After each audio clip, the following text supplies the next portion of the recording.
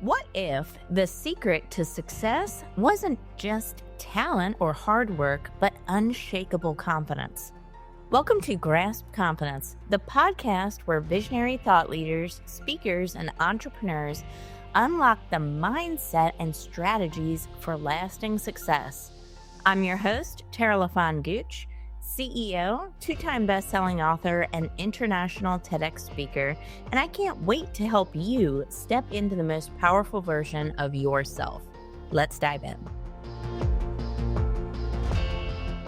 Have you ever felt like you're living life on autopilot, doing everything you should, yet feeling disconnected inside?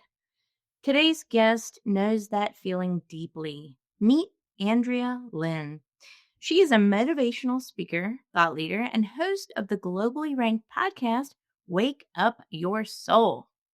After facing life-threatening health challenges and a near-death experience, she discovered that the key to transformation lies in shifting your perspective and reconnecting with your purpose.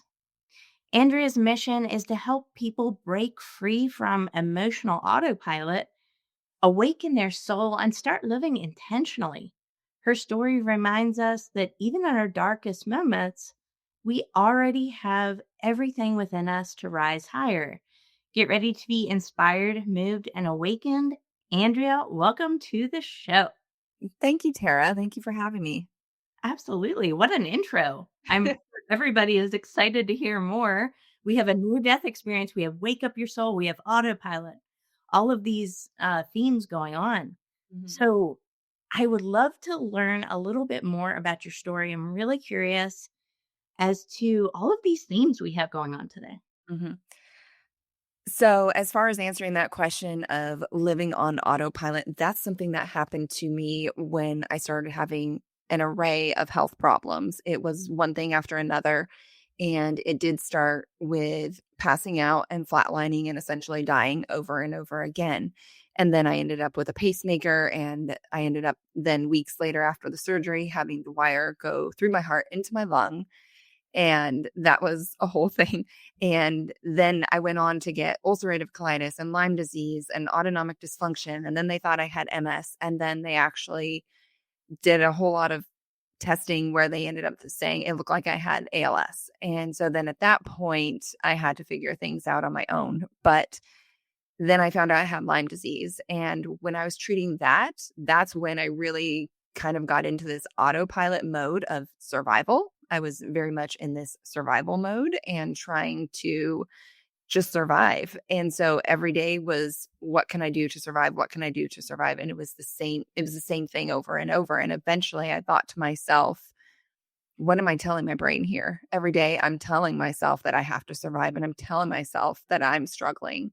And so then I started figuring out how I could kind of flip the narrative within myself so that I could get well. And so that was part of getting well, was flipping the narrative in my own brain and thought process that, okay, you're not well, but what are we going to do to get well? And maybe we start kind of, I don't want to say ignoring it a little bit, but focusing more on other things, because even though I thought I was doing something good for myself by focusing on the things that could get me well, it was also all my brain was thinking about was getting well. And so that also is telling myself that I am not well.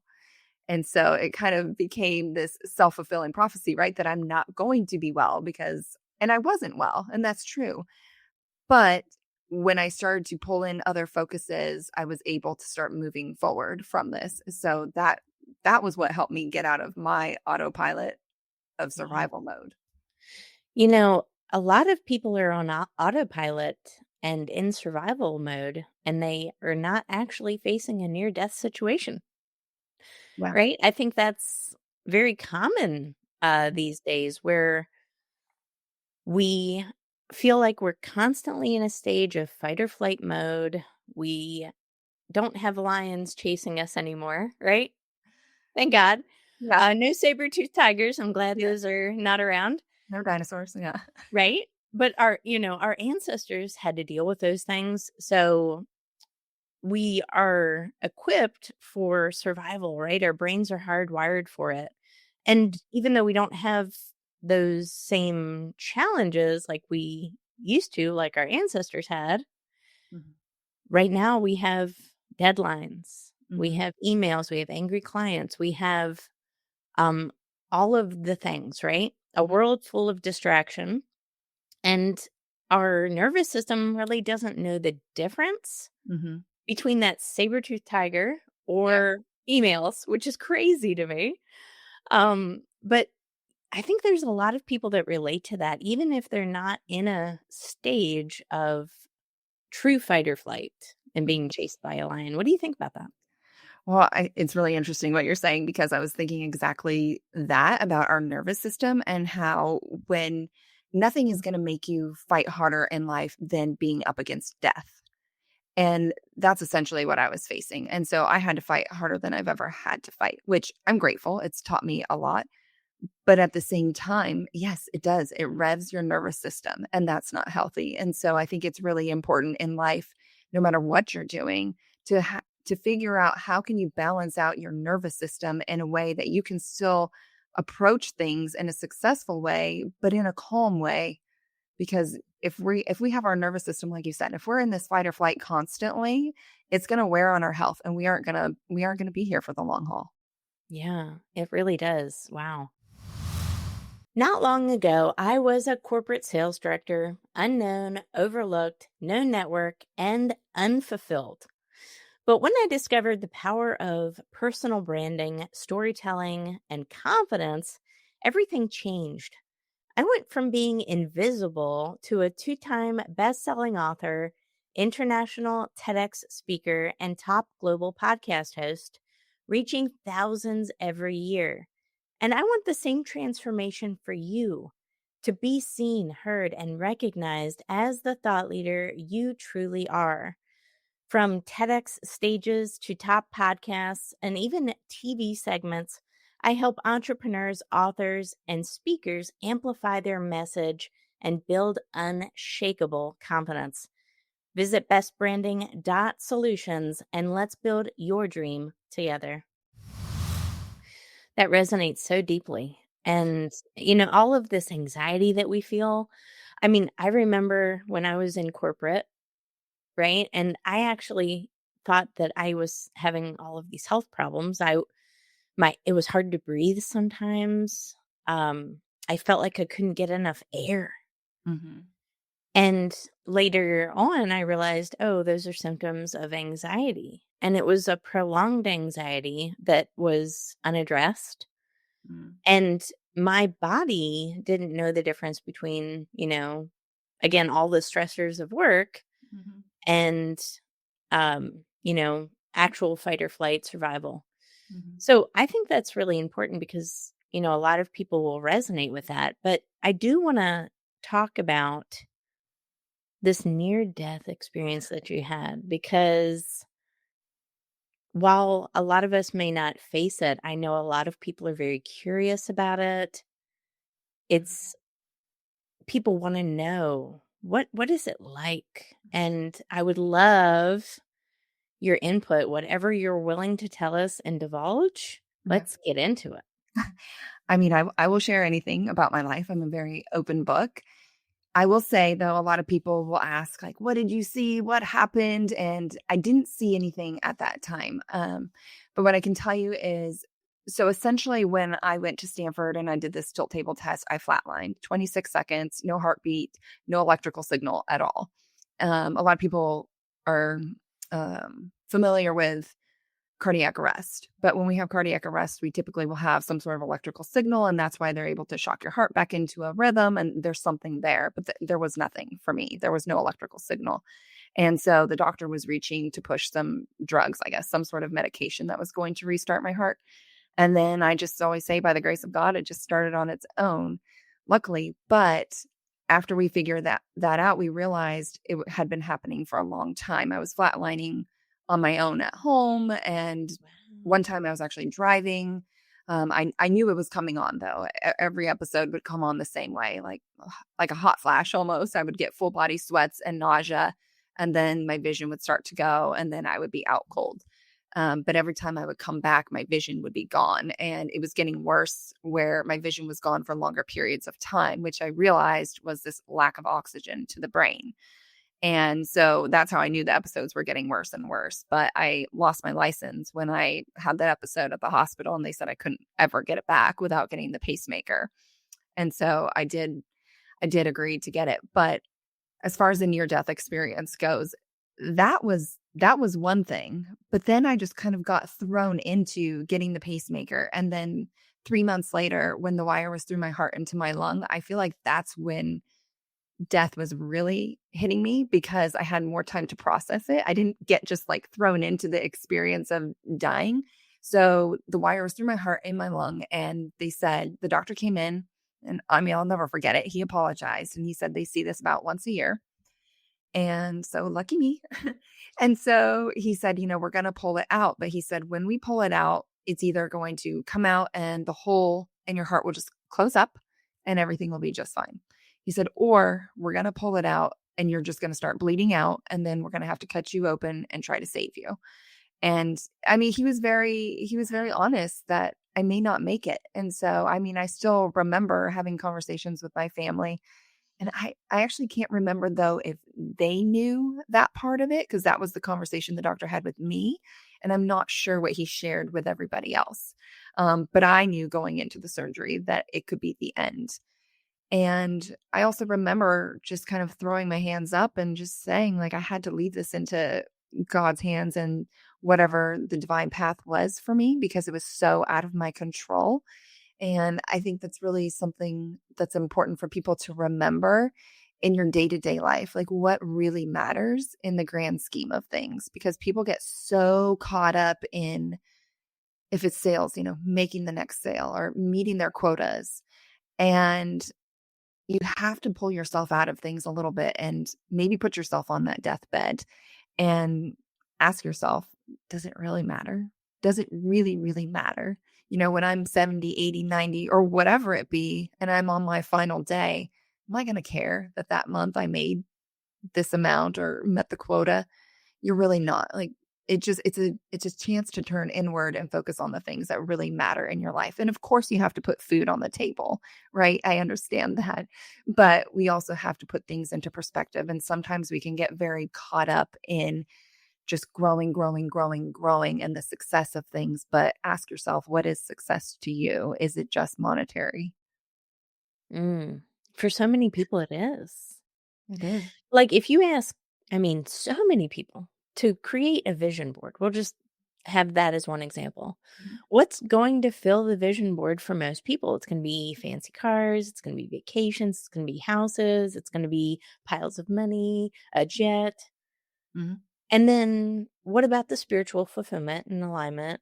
What about your family? Mhm. What about your health, right? Success with one piece is not true success. And yes, money is a part of that, but it's not the entire part. And I do feel like we have our priorities mixed up. Mhm.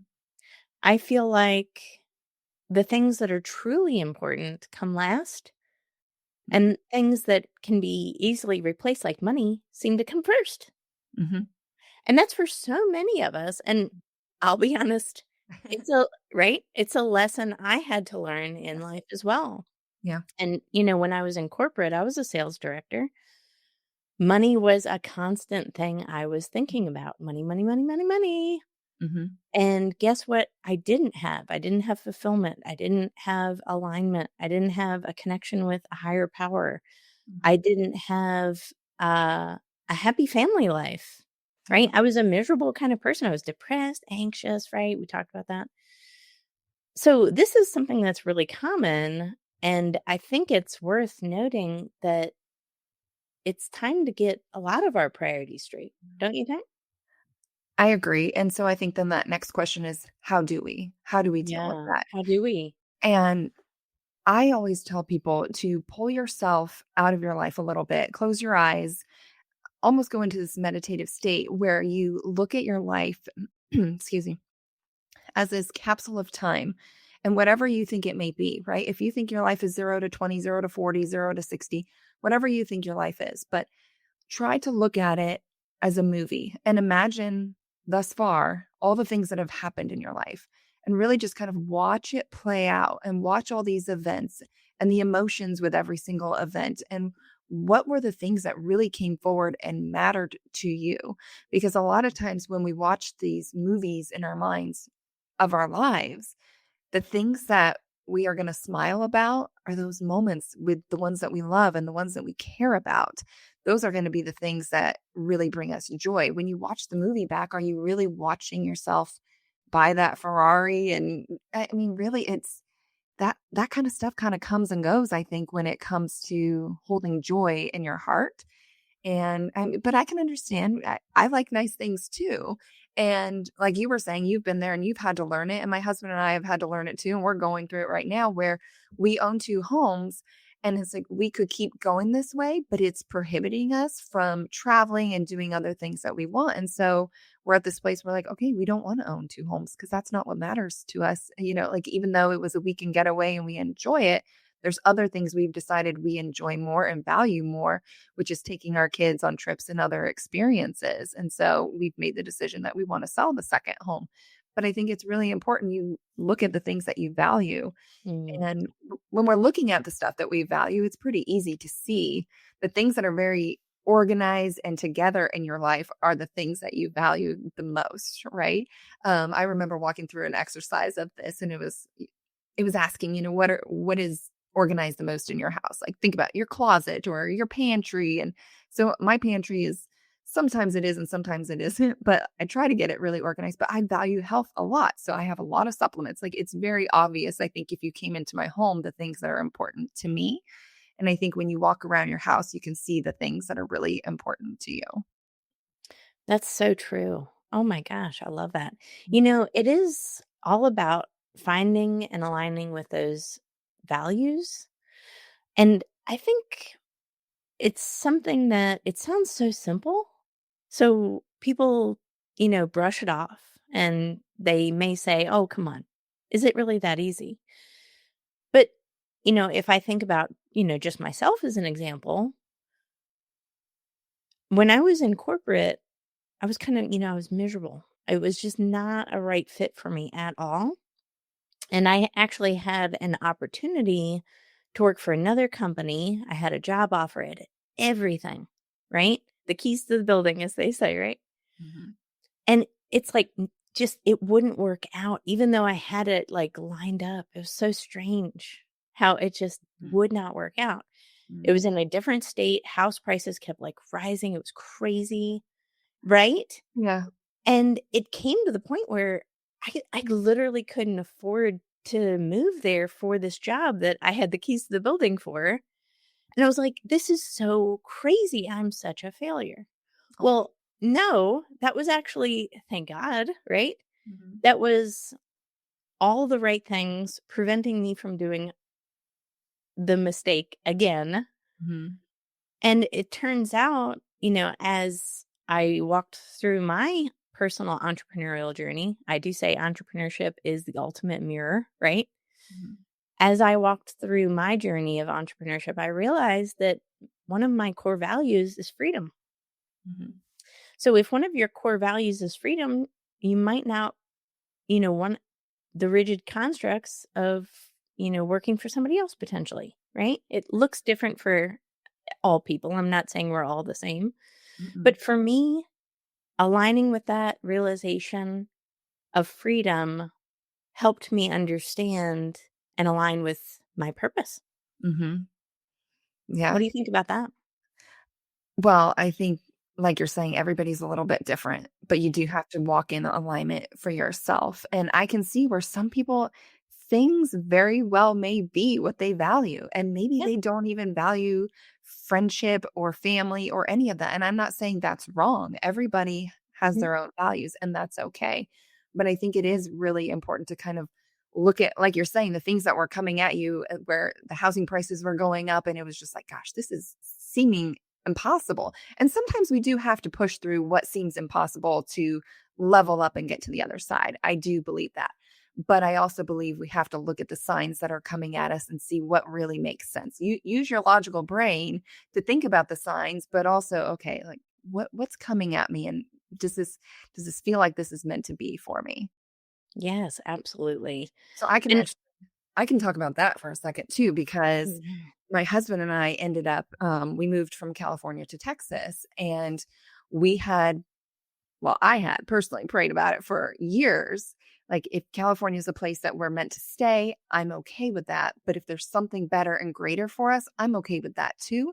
And I want whatever's best for my family. Like, please put me wherever I'm meant to be for my family, because I really wanted to make sure I was raising my kids in the best environment, family friendly, good values, all that.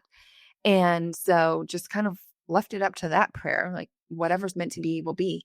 And it just seems so divine that my husband, we had shown interest in Texas with his company. And then somebody wanted a job in his office in California that lived in Texas. And I told my husband, I was like, if the company is smart, there was a job that was available. I said, they'll give that job to somebody else, and then they'll do the swap. They'll swap you and this man that really wants to come to California, because they know that we have interest in going somewhere else. And it did just happen that way. He ended up getting swapped, and we ended up in Texas. And now it felt very meant to be, because it was like, gosh, how could this just be working out so perfectly? This was one of the spots we have said okay to if relocation was to happen. And then after we moved, it was a disaster. It was a disaster for probably a good month and a half. I cannot even tell you the things went on. We had a 3.5 or like 3-month old, a puppy, and then my 6-year old, or no, actually, sorry, 4-year old, 3.5-month old, a puppy. And then on the way there, I got a really bad flare from my ulcerative colitis, got super sick. Then we got there, we got in this infested, like, roach apartment that they put us up in while we were waiting for our house to close on our house. And then we moved from there to the hotel. The cockroaches came with us. And then, yeah. Oh my gosh. Yeah, and then there was smoke in the hotel room, like the drapes. Every time you'd run the shower, the steam would make smoke come out, and I'm like, "We can't live like this with a baby. This is terrible." So then we had to relocate to another one, and it was just like thing after thing. But I was still happy, and I remember telling my husband, I said, "This is really, really hard." Like, I would cry, and I said, "This is really, really hard, but I love it here." I was happy to be there. Everybody was so kind, and it felt like I was where I was supposed to be, but it was hard. And so just because something is hard doesn't mean you shouldn't be doing it, but also make sure those alignment pieces are there. And for us, it felt very aligned. We didn't even really have to ask to be moved. It was just like, "Hey, one of the locations you've been interested in, we could make this happen for you." And it was like, okay, like this seems like it's meant to be. And so we ended up doing that. But like I said, the hard stuff sometimes is there for a reason. I like that. Well, the hard stuff is there to teach us something, right? Um, and I think that's powerful. Resistance builds muscle in the gym. Yep. So it's not supposed to be easy, or else everybody would have a fit body, right? Well, and we'd never learn anything And we either. never learn anything. That's right. Because if it's easy, and I always say, if it's easy or if it's comfortable when it's familiar, right? And when things are feeling familiar to us, we are not able to have any growth, because if it's familiar, you're doing something you've already known and you've already done. So if we want growth in our lives, we do have to step into that unfamiliar, uncomfortable zone. Yes, absolutely. I feel like even if something is hard and challenging, but it's meant to be, it kind of flows. Mhm, And it doesn't mean that there's not going to be challenges with it, but you're going to carry the joy of the adventure. mhm, Whereas if something is just not quite right, it feels like you're walking through quicksand. mhm, Every single thing is like mhm, dredging. And then you don't carry the joy with it. mhm. And that's, it's maybe it's not an exact science, but that's kind of, a little bit of what I follow when I'm doing new things or trying new things, Well, I think you that's a know? good point, right? Not right and hard are 2 different things. That's right. Exactly. Mhm. Yes. So how does somebody tell the difference, right? Because it's not easy. Listen, Andrea, we live in a very distracted world. We live in a world of shiny object syndrome. Yes. I tell this to entrepreneurs that I work with all the time. They tell me, "Oh, I'm gonna do this thing or this thing or this thing." I'm like, "What about the thing you said you were gonna do 5 things ago Mhm. that we wrote down in that one session? Like, what happened to that thing?" "Oh, but there's this new thing." I'm like, "Mm, it's there's a lot of distractions out there. There's a lot Yeah. of shininess out there, and it's not easy to filter out sometimes what is right, what is wrong, what we should do."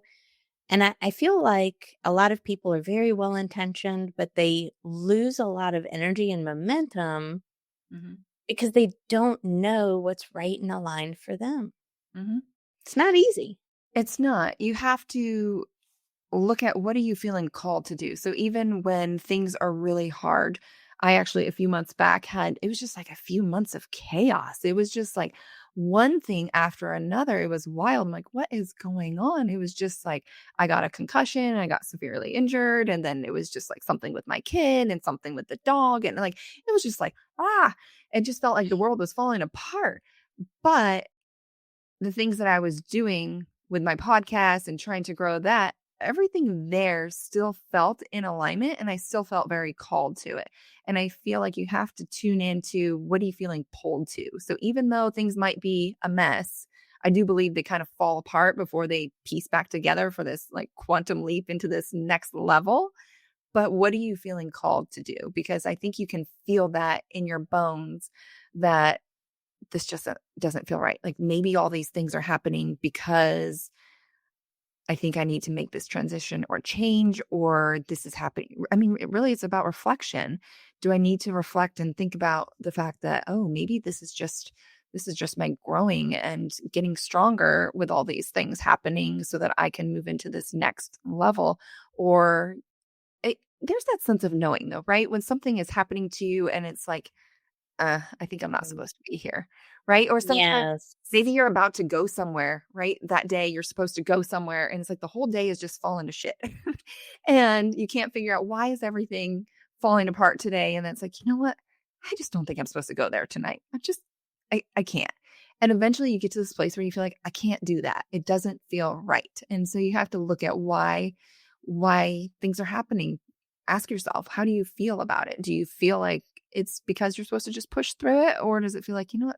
I do just feel like I need to stop. Mm, I love that. It's about calling. And I do believe that we all have a purpose, a mission on this earth. We are all so uniquely designed that to me it's undeniable that we have this individual purposes, right? It's not always easy to align with or figure out, but I feel like it's the thing that's there that's right under the surface. It's something that comes easy for you that other people is a challenge for, Yes. right? Yes, it's the things that come easy sometimes. But what I always say when you're trying to figure out what is your purpose, you were made for your purpose. You're made And for it. so Yeah. you have to look back on everything that you've been through to figure out your purpose, right? I feel like everything that has happened has been to line you up for your greatest purpose. And so for myself, when I finally realized this and look back on this journey, and I'm like, man, I have been through a lot of struggles, essentially, dying over and over again with my heart just stopping and flatlining, and then all these different health ailments, and then to the point where it was like, okay, you're just going to die, like it's ALS. And I had to learn that I have to push if I want something really, really great. And I've learned how to push through all these struggles. And when I look back on all this, I see how much struggle I have been through, and I see how many other people in this world are struggling and they're staying in the struggle. And that's where I realized this is my purpose. I didn't stay in the struggle. I got out and I found a way, but there's a lot of people that have not. And so that's why I do the podcast show that I do. And that's my mission, is to bring hope to the world and to help people get out of their stuck. That is so needed right now. Mhm. It's so easy to stay stuck, right? It's Mhm. so easy to stay stuck, and so many of us are in that place of stuckness, for a better word, right? We feel like we're in the quicksand. Mhm. And we're all gonna go through a struggle. So life is not rose-colored glasses, right? We're going to go through struggle, we're gonna go through adversity, but it's about overcoming the struggle and not staying in the struggle, not identifying as the struggle. Mhm. Because we can be a victim very Yeah. easily, right? And we can stay right there forever. I know people who are professional victims. Right? I'm like, "You have nailed that like a Academy Award actress. You are really good at being a victim." Oh my gosh. You know what I'm you laugh Yep. because you know what you know when It's you true. know, right? I know it's true. Yeah. We've all met professional victims. Yeah. It takes a brave person, a courageous person to overcome that Yeah. and to say, "You know what? I'm not gonna stay a victim anymore." But also, like, don't feel I feel like people could listen to that and then feel even worse about it, like, "Ugh, that is me," right? And don't feel worse about it, get motivated and Yeah, find get motivated. somebody yeah, find somebody to support you and help you along the journey and push you. And, I mean, that's what I've done for a lot of people is just give them that push, that constant push, and giving them different ways to reframe their thoughts and the things that are weighing them down every day. It's like, let me give you this perspective. So every day when you can kind of get a new perspective, you're able to start changing your life. But when you were talking before, when we just started talking about this and becoming this victim, well, why are they in that mode? A lot of those people, or the majority of them, probably cannot tell you what they are doing to spark some joy in their life.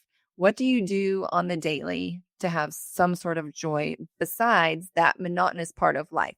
I mean, going to work is always going to be pretty much the same, right? You wake up at the same time, you go at the same time, and that's fine because that is part of life. But there still needs to be something that brings that spark of joy in your life that you do. Yes, I love that. I'm sure for both of us, it's probably podcasting, right? Yeah, yeah, We love our podcasts. yeah. This brings me joy. Mhm. And but again, for some people, they start a podcast. I think the stats are 90% of podcasts don't make it past episode 3, Wow, I'm proud of right? myself. Yeah. So, hey, if you just stay consistent, you'll definitely climb to the top of the charts in no time. It's kind of success is inevitable if you're consistent, I always say. Mhm. But if Unless it it's not. doesn't, I'm just kidding. but if it doesn't feel aligned with you, if it doesn't bring you joy, it's not going to ever click, right? So I think a lot of people look at, professional podcasters and successful podcasters or TEDx speakers or authors or whatever, say, yeah, I want that. But then they try it and they realize it's not for them or don't want, like, it feels like sludge, Mm, feels like work instead of joy. And then all of a sudden it's another job and they complain about it. And then it's the victim cycle, right? yeah. And I can say with podcasting, it feels sometimes like sludge, some of the back end pieces, but every time I step in to film with somebody, I get excited before, I'm excited during, and after. I'm always like kind of on this high where I'm like, oh my Yeah. gosh, that person was so cool.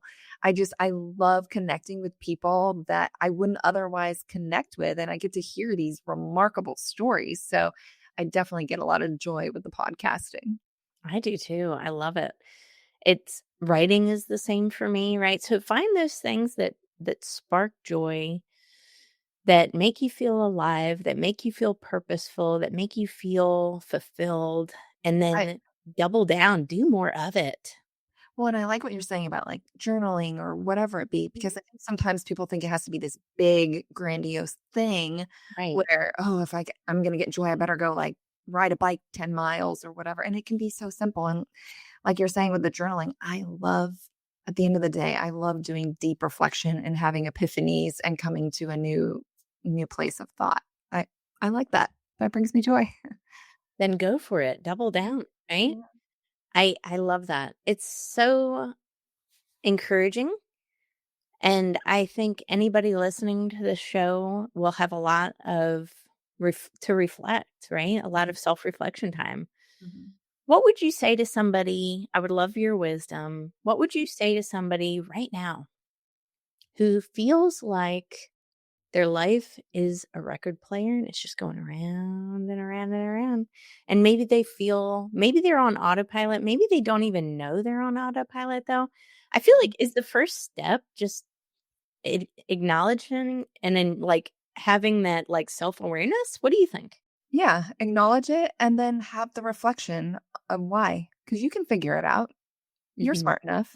And so it's that reflection piece that matters the most. And I think writing things down is really key to figuring out how you can step out of the hamster wheel that you're on and look back on times where you remember having a lot of joy in your life or things that you did that you miss, and then go do them again, change it up. Change it up. I Hmm. love that. Yeah. And it's so easy too to get stuck in a negative, like ruminating mindset. Hmm. I would love your advice on that because that's one thing I hear a lot, Hmm. right? Is I can't stop thinking negatively. I can't, I feel like I'm ruminating. I'm Hmm. on a hamster wheel with my thoughts. So I love the action piece of that, do things, even if it's a little small act every day that brings you joy and fulfillment. Absolutely, because that will stop the hamster wheel. Hmm. But then what about the thought patterns though, Andrea? Because a lot of people suffer from that. Well, you got to become cognizant of your thoughts in the first place. And I went through this. I got certified in brain rewire, but also I went through it years and years ago where I did cognitive behavioral therapy because I was suffering from severe depression and I didn't know why. I had struggled with it at a young age and then it was completely fine. And then I found out I was in this abusive relationship, but I didn't realize that everything that person was saying to me was the way that I was talking to myself because Wow. he would talk down to me, so I would talk down to myself as well. And so once I became very aware of my own thoughts, I realized little things like if I dropped a dish in the sink, I would be like, "You're so stupid." And just all these little things, I would constantly have really negative thoughts towards myself. And so then I realized, okay, if I can switch the thinking, which it takes a lot because it's a lot. We are, like you said, we're kind of on autopilot with our thought process. And so you have to just become cognizant of that process and then start writing it down what you said to yourself and what you could have said to yourself. And I think that's a really great way to start, but also something that's really weighing you down. If you really believe it, you're going to stay in it, right? And so you want to get your brain to shift the thought around it. So whenever we have a certain belief, it's really important to balance it out in your brain. So whatever that belief is, um, let's just say, and maybe it's a fact, right? Like I was the lowest performing salesman on my team this month. You feel really bad about that, right? Like when somebody sees that, they probably feel really bad. But that's also a choice. The emotion that we attach to an event is a choice. And so when they see that, write it down on a paper that you were the lowest performing salesman. And then write down a list of 10 and 10. So you write a list of 10 reasons that's bad. Why is this bad that I was the lowest performing salesman? And then write a list of 10 reasons it's actually really good, because then your brain will start to balance out with that thought and not hold it in such a negative capacity. Does that make sense?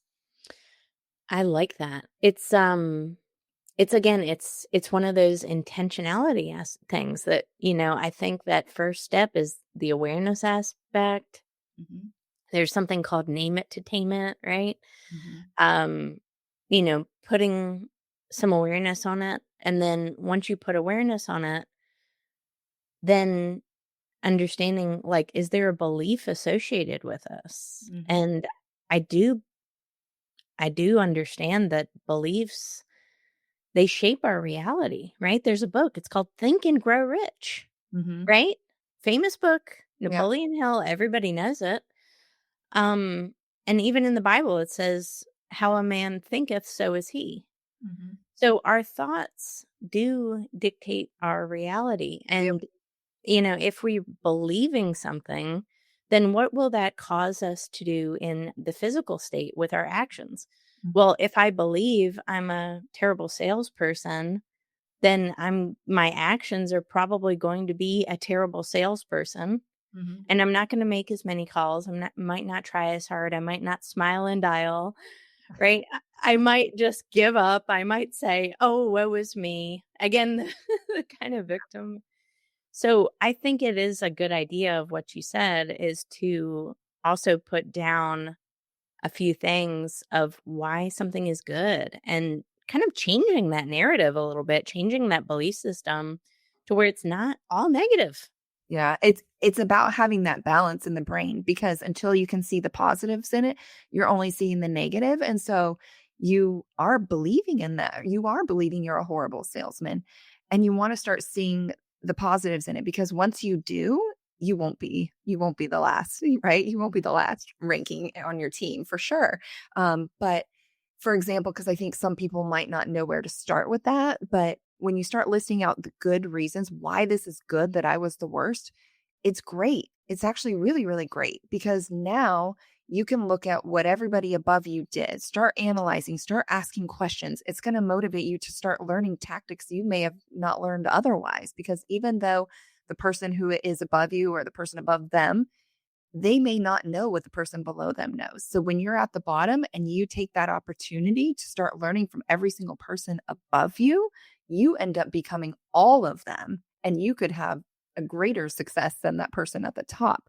And so you have to look at how, okay, this failure here, this is actually beneficial for me. It's rough right now. Acknowledge that. Like, this is rough. Absolutely, but it's going to be better for me in the long haul.